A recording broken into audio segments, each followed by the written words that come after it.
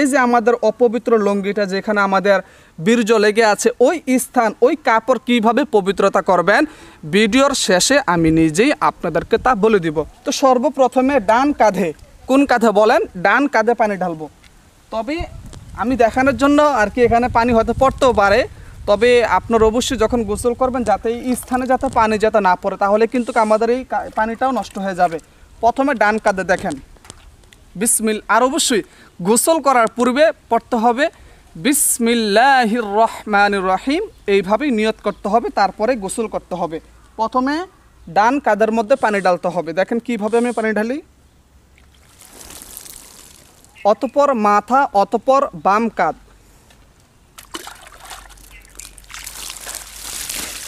তারপরে বাম কাঁধের মধ্যে আমরা পানি ঢালবো। যদিও খুব ঠান্ডা লাগতেছে, যদিও বর্তমানে শীতের মৌসুম চলতেছে, মাইক্রোফোনটা একটু সামনে আনো, তারপরে খুব ঠান্ডা, আশেপাশে খুব বাতাস হইতেছে, তারপর আমি ভিডিওটা করতেছি। অনেকে কমেন্টস করছেন যে হুজুর কিভাবে আমরা গোসল করব, আমরা তো জানি না, আপনি একটু দেখিয়ে দেন কিভাবে আমরা এই গোসলটি করব। তো তারপরে গোটা শরীরের মধ্যে পানি ঢালবেন, গোটা শরীরের মধ্যে কি ঢালতে হবে, পানি ঢালতে হবে।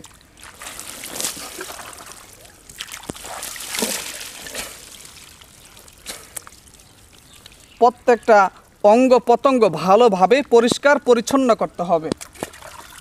মাইক্রোফোনে যাতে পানি না পড়ে, কেন একটু দূরে রাখো, ওকে। বিশেষ করে আমাদের এই থেকে এই অংশ, এই থেকে এই অংশ, হাঁটু থেকে কোমর পর্যন্ত এই অংশগুলো আমরা ভালোভাবে পরিষ্কার পরিচ্ছন্ন করতে হবে ইনশাআল্লাহ।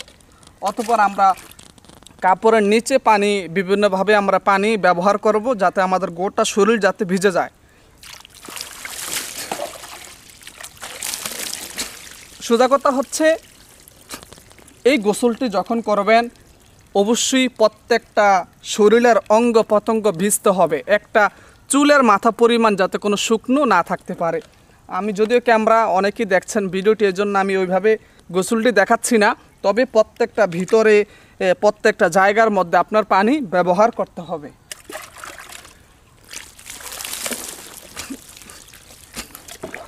ক্যামেরাটা একটু উপরে উঠায় দাও, একটু দূরে নাও।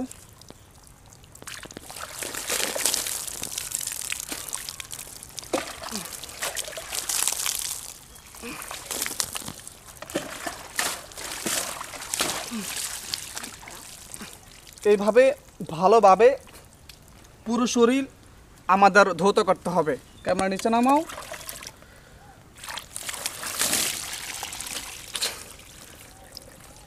প্রিয় দর্শক, এখন প্রশ্ন হচ্ছে হুজুর আপনি তো বলছেন যে নাপাক কাপড়টা কিভাবে আমরা পরিষ্কার করব। যখন আমাদের গোসলটি শেষ হয়ে যাবে তখন আমরা বাইর হওয়ার পূর্বে, সেই ওয়াশরুম থেকে বাইর হওয়ার পূর্বে এই কাপড়টা আমরা মোট 3 বার ধৌত করব।